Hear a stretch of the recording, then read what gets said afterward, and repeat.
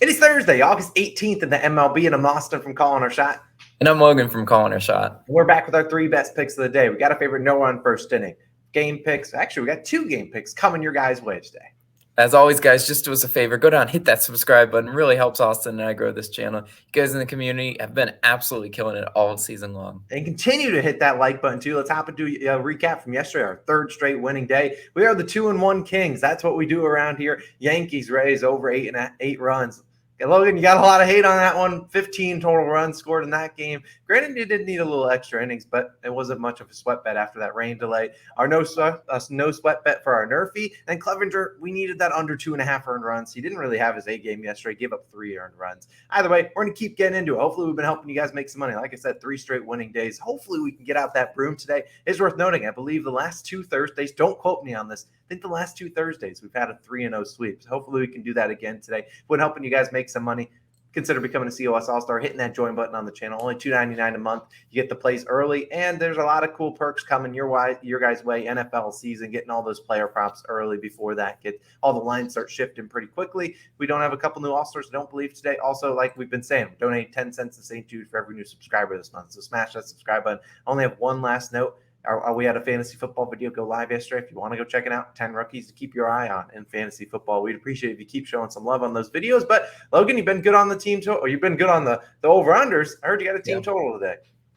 Well, we're going to a first 5 total, right? We're sticking with the trend of the totals, and we're going to the Astros versus White Sox game, an earlier start game. I'm taking the under 4.5 total runs in the first 5 innings, minus 110 odds on BetMGM, as Austin's pulling up right here on OddsJam. It's currently it's pretty much standard value. I mean, a little bit juiced on DraftKings FanDuel, but I'll still take the minus 110. Look, I wish I could be Logan's line reading. I wish I could put on my line reading hat like I did yesterday, get a ton of hate for it, and then cash it and watch everybody that took the square under suffer. But that's not what I'm doing in this one. I'm kind of just fading the trends, right? In the last 2 games, there's just been way too much scoring in the first 5 innings, right? There's been 4 and 5 runs, scored in the first 5. They've actually hit the first 5 over in each of the last 2 games. And so now you got a couple trash can pitchers on the mound that have been really struggling lately, and you're just going to pound the over and assume that trend hits again. I'm on the under in this one just because I look at the even odd split, and I'm like, I'll go ahead and take my chances, right? Lucas Giolito is starting for the White Sox, right? 5 innings pitched, 8 earned runs versus Houston in his last matchup. What? Look, he made the over a no sweat bet in his last time facing the Astros. But you know what? If there's one thing I've learned about baseball, you will make a huge mistake just assuming that they'll duplicate what they did in their last matchup. That usually doesn't happen, right? Giolito gave up 2 home runs in that start versus Houston, but hasn't allowed a home run in each of his last 3 starts, which is encouraging because I think if Lucas Giolito is able to keep the ball in the yard, limit those free base runners via walk, we stand a really good chance at cashing this under, right? Houston hitters versus Giolito, they don't have great splits either, right? Jose Altuve, only 214. Tucker, 182. Yordan Alvarez, only 143. So you see a couple of those like bigger names in that lineup aren't even hitting 200 versus Lucas Giolito. Also worth noting, Houston, 10th in runners left in scoring position in their last 3 games. So Houston does strand a good amount of base runners in scoring position. As long as Lucas Giolito can kind of limit the damage, I think we stand a really good chance at cashing this under. Now on the other side of the mound, you got Luis Garcia, 3.07 ERA on the road and a 1.11 WHIP. Look, when I'm banking on on Luis Garcia on this one, is his numbers to kind of come back down to that 3 ERA on the road, because recently he has not been great. 4 and 3 earned runs in each of his last 3 starts. I'm kind of banking on the odds makers looking at this guy and saying, yeah, he's due some positive regression back to that lower ERA. White Sox are due some regression as well to their batting averages, right? They're hitting 319 at home this month. That's not sustainable. It really isn't. I'd be shocked if the White Sox continue to hit over 300 at home. I mean, call me crazy, but that's a really high batting average for some of those White Sox bats. I mean, they're great recently, but I just don't see it sustainable, because look at what they've been doing on the season, right? On the season, the White Sox 22nd in OPS, at home this year, 14th in batting average at home, so middle of the pack in batting average, but back of the pack in OPS. I just think this game's the whole law of averages game. Like, they've just been hitting the over, bad pitching, you just mash the over. And this is coming back down to earth with the under. I think this is and being an earlier start time too. What's been the trend in baseball pretty much all season long? These earlier games, sometimes it takes a while for the bats to wake up. So that's why I'm going to go ahead and take the first 5 under in that matchup. But Austin, what do you got for us today? All right, I guess I was projecting onto you when I said a team total, because that's actually my pick today. We're going to a team total, and we're going to San Diego, where I will be taking the Padres team total over 4.5 runs, minus 125 on Caesars. You're getting the best value. I also like over 5. I'll give you a hint. It's in our parlay of the day on Odds and we'll talk about that at the end of the video. But let's talk about why I like this one. And first, I would take this at over 5. And now let me tell you what's not going to happen. Padres yesterday scored 5 runs in the first inning, made this a no-sweat bet. They scored 10 total. That's not going to happen today. I don't have that much good luck on a team total, but today they are facing Anibal Sanchez, who they just faced just a couple days ago. In fact, his last start was against San Diego. He allowed 3 earned runs over 5 innings pitched. Padres stranded 25 base runners in that game. They, in fact, only scored 3 games total, so they actually went under this line. And we look at Sanchez, hasn't really been that great this year. Rocking a 7.2 ERA, a 1.6 whip, and in 6 starts, the team as a whole, the Nationals as a whole, not only Sanchez, but the bullpen has surrendered 5, 7, 6, 9, 6, and then 3 runs, which was that Padres game.